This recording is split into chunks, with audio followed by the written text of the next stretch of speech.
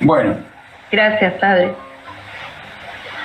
vamos a escuchar ahora un rollo sobre el tema que nos toca, que es el primer punto que en el plenario se había determinado, de 7 puntos para tratar durante el año en las escuelas. Así que le vamos a dar la palabra a Silvia, que nos va a hablar sobre la visión de la realidad, contexto histórico y nuevos desafíos. Bueno, gracias, Ricardo. Buenas noches a todos. Me quiero presentar. Yo soy Silvia Martínez de Cosi, de la Arquidiócesis de La Plata. Hice el cursillo 42 junto con Poroto, mi esposo. Lo hicimos en el año 88. Tenemos 3 hijas, 3 mujeres, María Victoria, María Virginia y María Julieta, 2 de ellas casadas, que nos han dado 5 nietos divinos, Charito, Teo, Lupe, que nació con síndrome de Down y es un sol.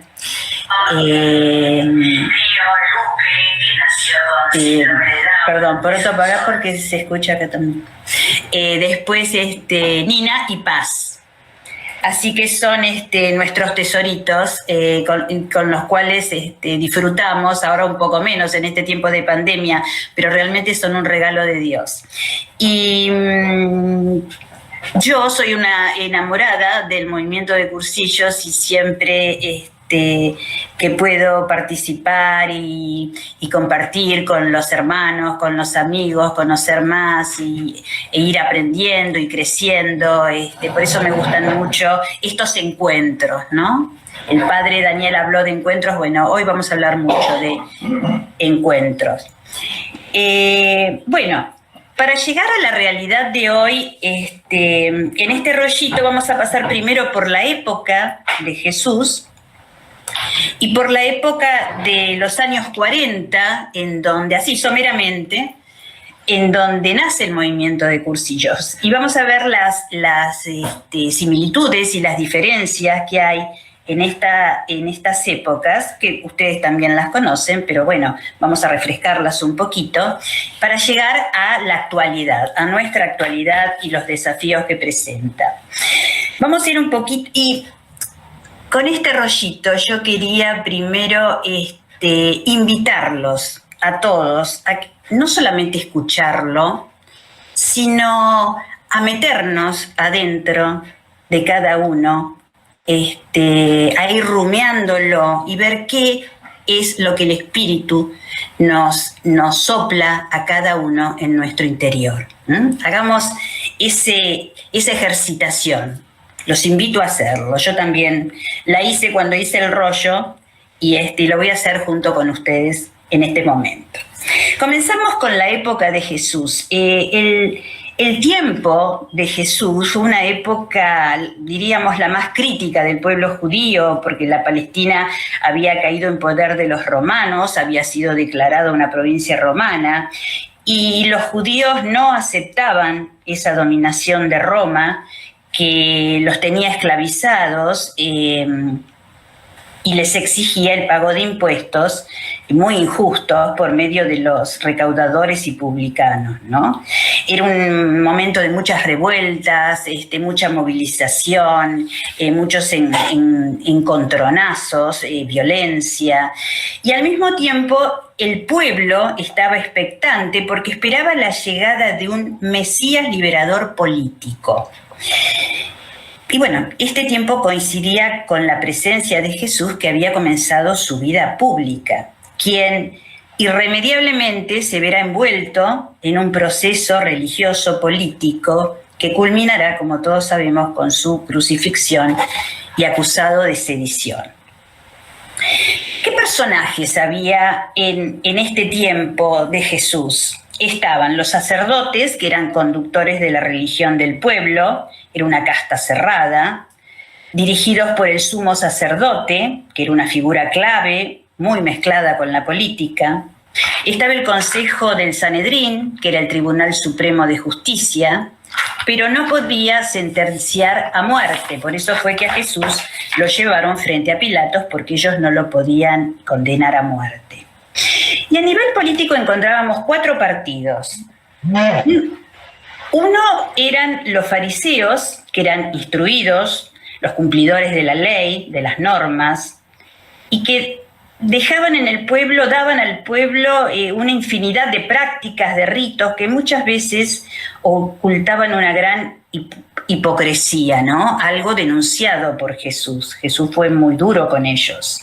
Les dijo sepulcros blanqueados, ¿no? Muy lindos por fuera, pero corroídos por dentro.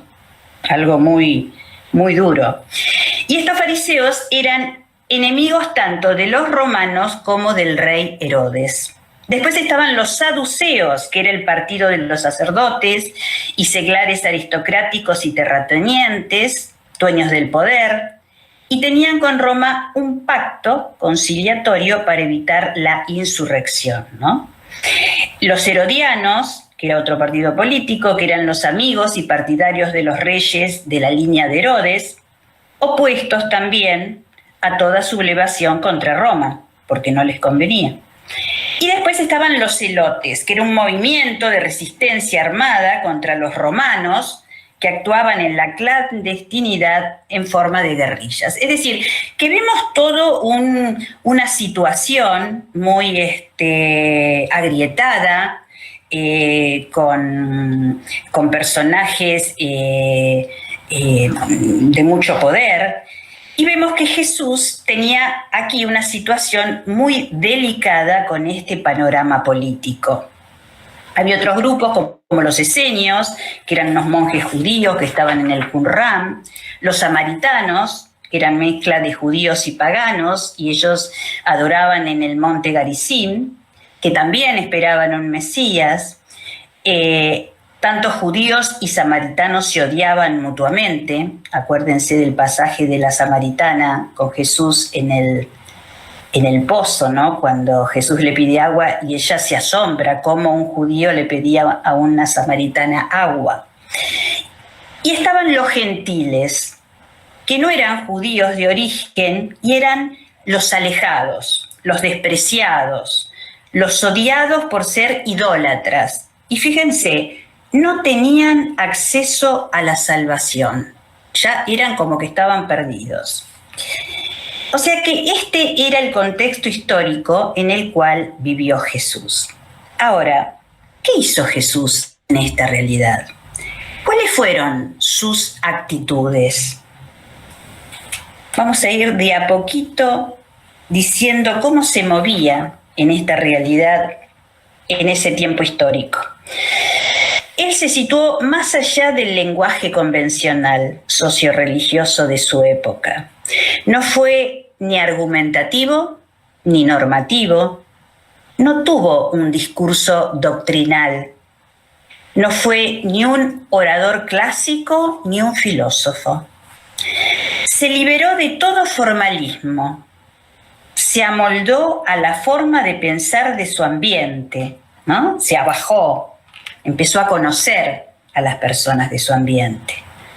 Su lenguaje fue simple, narrativo, poético, con metáforas. Nos acordamos de las parábolas, metáforas de la vida cotidiana, de los oficios de la gente. Aparece el pastor, el viñador, el sembrador. Y él nunca adoptó la actitud de los escribas formados en la sinagoga. Su docencia fue oral, pública y popular.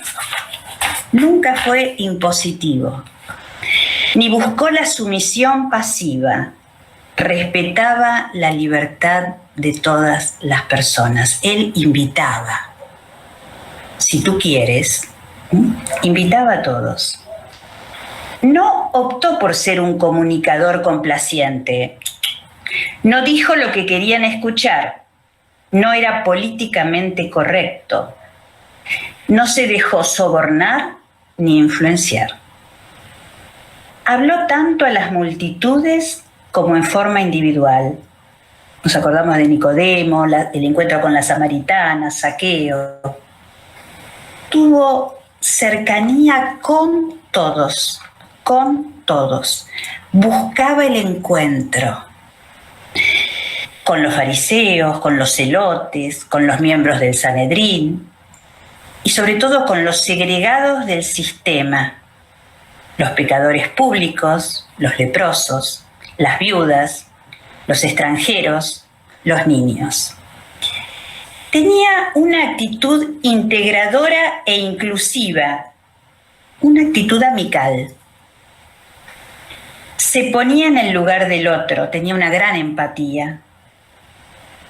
Se identificó con los más vulnerables, les dio su voz. Y reinterpretó la ley religiosa judía y sus tradiciones, la adaptó a una nueva concepción ética que implicó cambio y transición. Él decía, no vengo a abolir la ley, sino que la vengo a completar.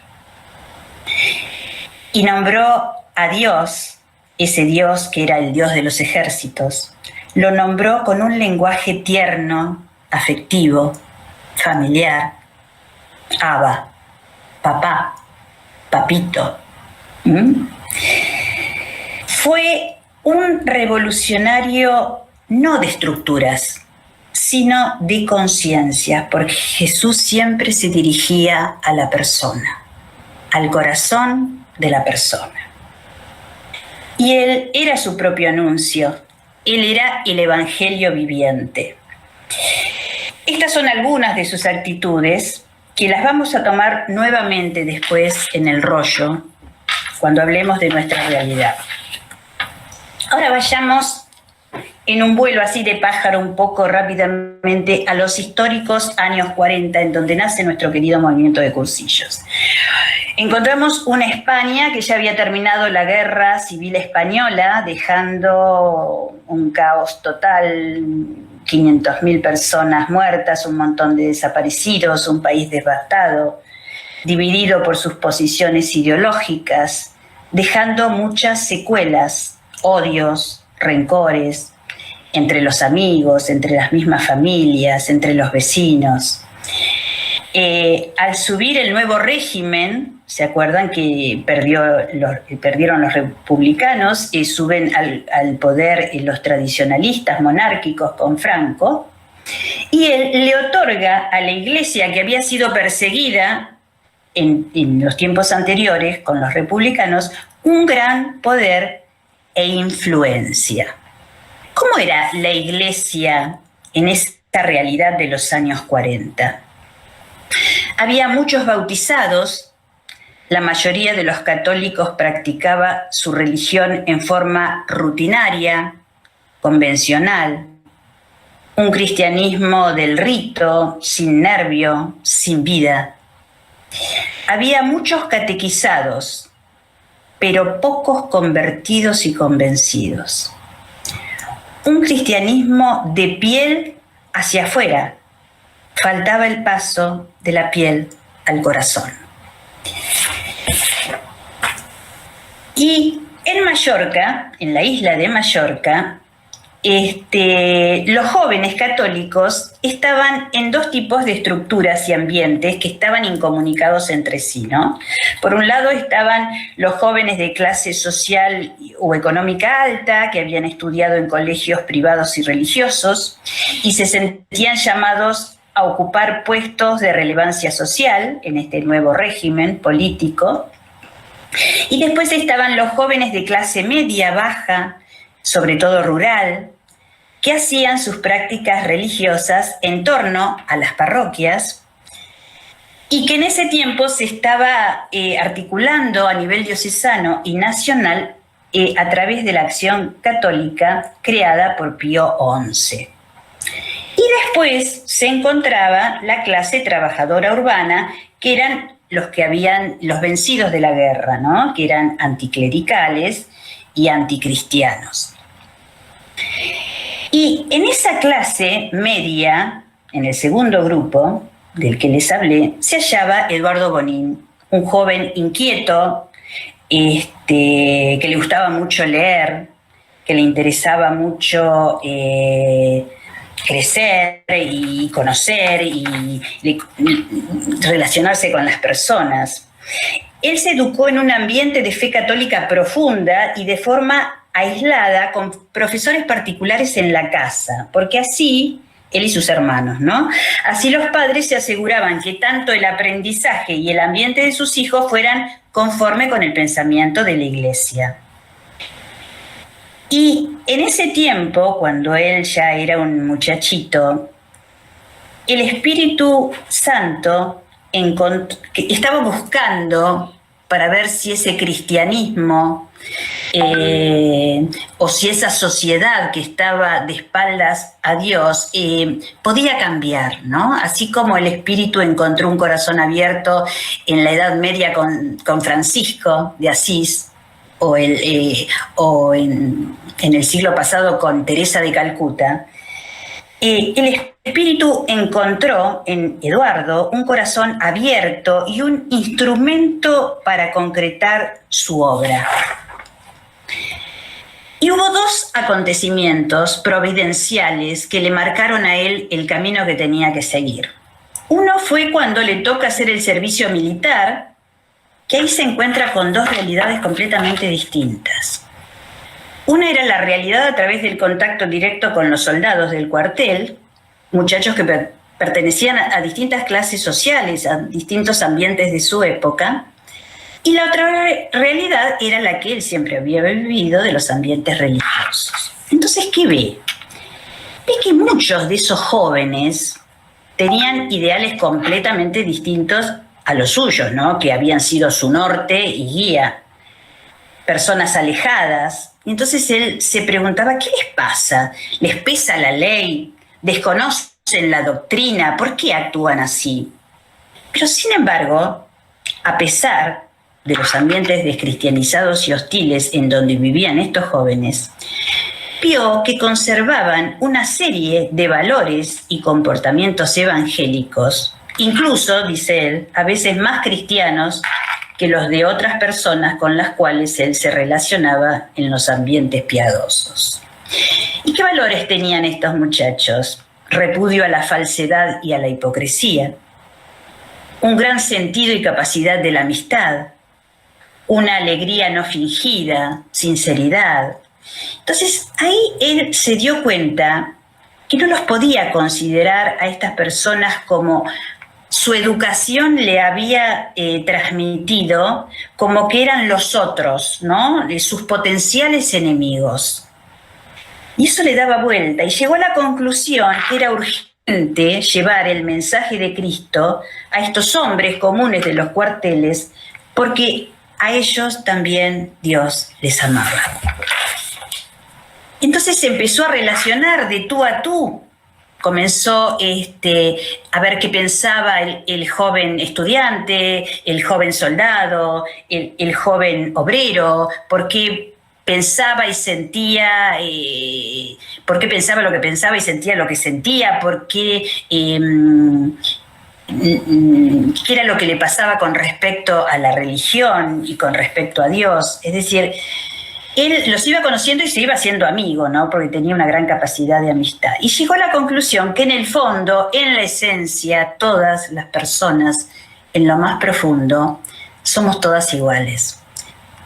¿Por qué? Porque todas, absolutamente todas, buscamos la felicidad y el sentido de la vida. Él era un gran lector de libros, ¿no? Siempre estaba leyendo los libros que, como él decía, estaban en la cresta de la ola. Siempre decía, prefiero un día sin comer que un día sin leer. Y esto lo llevó a profundizar sobre lo nuclear del cristianismo, lo esencial del cristianismo, que más tarde lo llamó lo fundamental cristiano. Y sobre todo le interesó el conocimiento del hombre como persona. Ese fue su gran apasionamiento, ¿no? Conocer el ser persona del hombre. Y el otro acontecimiento que influyó en él fue que en 1940 llega a sus manos un discurso del Papa Pío XII a los párrocos y cuaresmeros en Roma que impulsaba, los estimulaba a buscar caminos nuevos, diferentes a los habituales, para hacer que todos, especialmente los alejados conozcan el amor de Dios. Entonces, estos dos acontecimientos hacen que él empiece a pensar, empiece a ver de qué manera lograr que estas personas alejadas que no conocían el don de Dios pudieran vivirlo, ¿no? Quería llevar a la normalidad de la vida los valores cristianos, especialmente en esos ambientes descristianizados. Y entonces hizo un estudio detallado y preciso del ambiente y el análisis de grupos de personas, al que él llamó estudio del ambiente, que él en su libro Mi Testamento Espiritual lo nombra a este estudio del ambiente como que es la partida de nacimiento del MSC, ¿no? Porque de ahí nace todo el método de este rollo estudio del ambiente. En ese tiempo la Acción Católica estaba haciendo unos cursillos de una semana para jóvenes, que el objetivo era llevar 100.000 almas a Santiago de Compostela. Y lo invitaron a él y le gustó. Incluso en uno de ellos dio ese estudio del ambiente que había elaborado él. Y su preocupación constante era llevar ese mensaje de Cristo de persona a persona a través de la amistad. Pero ¿qué pasaba con estos cursillos? Una vez que terminaban con la ida a Santiago de Compostela, ¿qué pasaba? Ahí terminaba todo. Entonces él quería continuarlo. Y así fue que apareció el primer gran trípode de lo que es la mentalidad de cursillo, que es Cristo, persona, amistad, ¿no? Y se realiza del 19 al 22 de agosto de 1944 el primer cursillo de cristiandad de la historia, con una estructura completamente nueva a esos cursillos de adelantados y jefes de peregrinos, y una mentalidad innovadora, porque tenía una de las características, era que eran heterogéneos para cualquier tipo de clase social, de profesión, todos podían ir, creyentes, no creyentes. Los rollos estaban adaptados más hacia los alejados y había un clima de alegría y de amistad, y además duraban 3 días, ¿no? Eran mucho más accesibles que un cursillo de toda una semana. Y tuvieron tanto éxito, realmente el seguir con toda la historia es muy largo, no terminamos, pero si ustedes quieren conocer la verdadera historia de los cursillos de cristiandad, que es apasionante, en este librito, Historia y Memoria de los Cursillos de Francisco Forteza, les cuenta todo, ¿no? De lo que hablamos recién, de cuando se hicieron los cursillos de mujeres, por qué no se dejaban a las mujeres vivir un cursillo, de cuando se prohibieron los cursillos en Mallorca, cuando fue el salto al resto del mundo. Es decir, es apasionante el libro, ¿no? Para tenerlo, para conocer la verdadera historia de lo que pasó. Y estos cursillos de cristiandad que creó Eduardo produjeron un cambio de sistema. No fue un cambio en el sistema, sino un cambio de sistema. ¿Por qué? Porque se saltó de la religiosidad a la fe. Ese es el gran salto que se dio a través de los cursillos de cristiandad. Y vayamos ahora a nuestra realidad, a la actualidad. Hoy también vivimos tiempos de profundas transformaciones, de grietas, de crisis. No hay una guerra con armamento y ejércitos, pero sí hay una guerra en etapas, una guerra hacia la persona, hacia la familia, hacia la casa en común. Y por sobre todas las cosas nos hemos desviado de nuestras raíces, de un Dios que nos ama, ¿no? A Dios lo hemos descentrado. Lo hemos sacado del centro de la vida del hombre y ahí en ese lugar se ha puesto el hombre como superpoderoso, dueño de la vida y de la muerte. Es decir, si en la época de los 40 había una sociedad de espaldas a Dios, hoy tenemos un mundo sin Dios. Dios es para muchos un fetiche que está ahí. Se habla de una cultura líquida, todo fluye, cambios constantes, los vínculos también son líquidos, fluctuantes, descomprometidos, circunstanciales.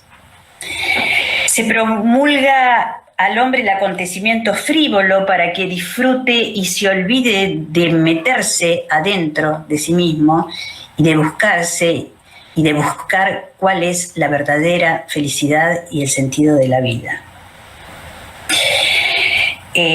La cultura del descarte, de la cual habla tanto Francisco, ¿no?, frente a los niños y a los ancianos, el aborto, no se considera a la persona como valor único, a la dignidad de la persona. Mucha tecnología que ha provocado un cambio de época y de mentalidad.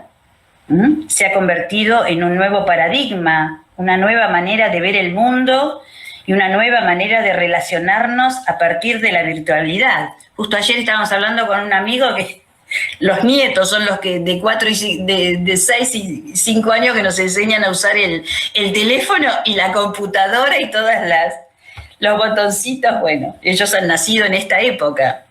Les es mucho más fácil, porque además son curiosos, investigadores. Muchos medios de comunicación, pero que a veces no cumplen con la verdadera finalidad porque se utilizan mal y en lugar de estar más comunicados, estamos más incomunicados. El otro día estaba viendo un programa de televisión y se veía, ¿no?, como un programa que todos conocemos, donde se almuerza, uno de los invitados hablando de la actualidad, se puso a lagrimear por la angustia y la desesperanza que vive, que ve en todos lados. Es decir, es un momento crucial, es un momento difícil, es un momento para reflexionar, meternos adentro y ver de qué manera podemos ayudar cada uno, ¿no? En esta pandemia que ha traído una gran crisis en todo el mundo, ¿cómo salir ante tanta dificultad, ante tanta angustia, desesperanza en la gente? Ese es el desafío de hoy. Francisco ha dicho, tanto en Fratelli Tutti como en Soñemos Juntos, que es el libro que hicieron junto con su biógrafo, ha dicho que las crisis son oportunidades para la conversión, es decir, se sale de ellas con la gracia de Dios, que los conflictos son fructíferos porque nos sirven para crecer. Él dice que sean una oportunidad para crecer, no una excusa para la tristeza. Todos sabemos que todas las culturas caminan en base a sus desafíos, porque los desafíos son las fuerzas estimulantes que hacen crecer a las culturas, son motor de crecimiento. Y en este nuevo paradigma supone un desafío al desarrollo del cristianismo. Nosotros sabemos que Jesús es el camino y lo cristiano siempre va para adelante porque es el Espíritu el que lo va impulsando y lo va llevando. Pero Jesús no es solo una orientación en nuestra vida, sino es una presencia acompañante en nuestra vida. Está al lado nuestro y nosotros lo vivimos. Yo lo descubrí en un cursillo de cristiandad, en mi cursillo de cristiandad, porque está vivo y está resucitado. No seamos como los discípulos de Maús que vamos caminando desesperanzados y nosotros creíamos esto y lo otro y lo tenían a él al lado. Es el que nos ayuda a construir el futuro y el futuro solo se dedica en la persona. Él vino a salvar a la persona. ¿Y qué hacer? Francisco nos habla de la cultura del encuentro, del verdadero encuentro. El encuentro no es solamente verse. El verdadero encuentro se da cuando lo que yo tengo en mi corazón llega al tuyo, te moviliza y vuelve otra vez hacia mí. Y ahí se crean lazos, se crean vínculos. Ese es el verdadero encuentro. La vida es el arte del encuentro. Tenemos que ser artistas para poder saber encontrarnos. ¿Y qué pasa en Cursillos? ¿Qué vivimos? Vivimos los 3 encuentros que hay que perennizar en el 4.º día con uno mismo, que es el más importante porque es el que permite los otros 2. Ese encuentro con uno mismo, que miren qué cosa, dentro de la metodología es el encuentro menos tratado, ¿no? Cuando se hacen jornadas de metodología no se habla mucho del encuentro con uno mismo. Y qué importante que es, porque me da la pauta a mí de en dónde estoy parada, porque me hace conocer qué cualidades Dios me dio para ponerlas a su servicio y cuáles son mis defectos para poderlos ir superando, ¿no? Porque además de aceptarme como soy, tengo que tratar de ser mejor persona. Y sobre todo, no quedarme sola, sino hacer el camino en compañía, con los demás. El encuentro con Dios, a través de la piedad auténtica, verdadera, ese diálogo con Él, sentirlo como el amigo que está presente en nuestra vida, y el encuentro con los demás. El diálogo, la entrega, el servicio, ser amigos con todos, tener constantemente una actitud amical con todas las personas con las cuales nos relacionamos, vayan o no vayan a un cursillo, es decir, internalizar esa actitud amical, que era la actitud de Jesús, hoy la dijimos. Y el Padre habló de María, ¿no? María fue al encuentro de su prima Isabel para contarle esa gracia que tenía. Fue un encuentro muy profundo, el de ellas dos. A este hombre de hoy, que está angustiado, desesperanzado, hay que llegar a través del amor. No hay otro camino, que es la mejor fuerza que tenemos para cambiar las cosas de nuestro alrededor. No predicando, sino viviendo un estilo de vida parecido al de Jesús. Hoy, como en los años 40 y en la época de Jesús, hay un montón de alejados, y muy cerca de nosotros, que no conocen el don de Dios. Es un poco lo que pasaba en la época de Jesús y en la década de los 40, ovejas sin pastor. Usemos entonces la pedagogía de Jesús. Hoy dijimos cuáles eran sus actitudes. Él iba al encuentro de la persona, dialogaba con la persona. ¿Lo hacemos?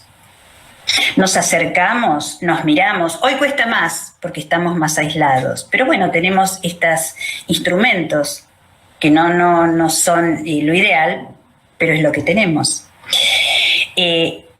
Qué importante es conocerse. Él conocía a la persona, lo acompañaba, le llegaba al corazón. Y ahí se producía el encuentro y se creaban los lazos de amistad. ¿Lo hacemos? En nuestro movimiento, con los hermanos. Lo hacemos en nuestros ambientes. El rollo estudio del ambiente marca un camino con respecto a los otros. ¿Se acuerdan? ¿Cuál es el camino? Hay que llegar primero al corazón, después a la inteligencia, a la voluntad, y después esa persona cae de rodillas. La mentalidad de Cursillos se apoya en 10 valores que es muy importante conocerlos y vivirlos. En la persona, en el amor, en la amistad, la libertad. Todo lo que hoy hablé de Jesús, ¿no? La alegría, Jesús era alegre. La vida, la convicción, la normalidad, la sinceridad, el criterio, que es más abierto que la norma. Vivir estos valores, ¿para qué? Para ser testigos y no maestros. Porque no pasa por la formación, sino que pasa por el encuentro con Jesús en el corazón del hombre. Ahí, ese es el camino. El carisma de Cursillos apunta hoy a recuperar el sentido original de la fe cristiana como encuentro personal y comunitario con Jesús resucitado. Y encontrar los lenguajes adecuados para hacer llegar el amor y la amistad de Dios a un mundo sin esperanza y deshumanizado, que ha perdido la conciencia de la nostalgia de Dios. Lo que tendríamos que ver es si en nuestras reuniones de grupo, ultrellas, escuelas y afuera del movimiento tenemos estas actitudes de Jesús como dirigentes en la vida y como dirigentes del movimiento, para ser sal y luz, como nos piden en el Evangelio, ¿no? Y para ir en busca de aquel alejado que por no conocer a Cristo está desesperanzado y no sabe bien cómo seguir y no encuentra el sentido de la vida. Tenemos nosotros un instrumento con una potencia de conversión enorme que son los cursillos de cristiandad.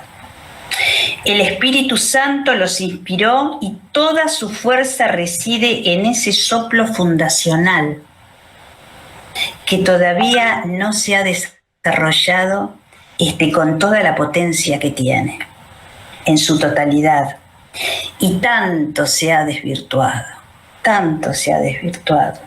Es el mismo espíritu y el mismo Francisco que en la ultrella europea ha dicho a los cursillistas: vuelvan al carisma que le dio origen, al soplo del espíritu, que ahí está la frescura, ahí está la verdad del Espíritu de Dios.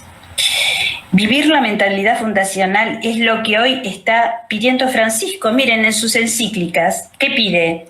La cultura del encuentro, Cursillos es encuentro. Aceptar las distintas fragilidades humanas, Cursillo es heterogéneo. Vivir una iglesia sinodal, Cursillo habla de una iglesia de personas en el mundo. Defender la dignidad de la persona, primer valor de la mentalidad de los cursillos, ¿no? Todo en Cursillo apunta a la persona. Miren, yo, y ya terminando, estoy convencida que si desarrollamos toda la potencia y fuerza de los cursillos a través de su mentalidad fundacional, ese trípode del que hablé hoy, Cristo, persona, amistad, los cursillos van a ser la respuesta a este nuevo desafío del cristianismo en el siglo XXI. Y todo para gloria de Dios. De colores, hermanos. ¡Bravo! ¡Bravo!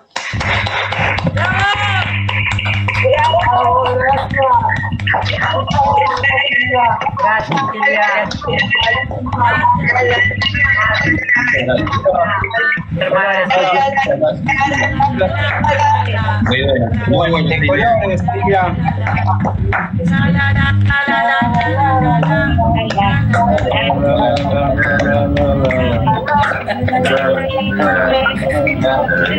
Gracias a ustedes.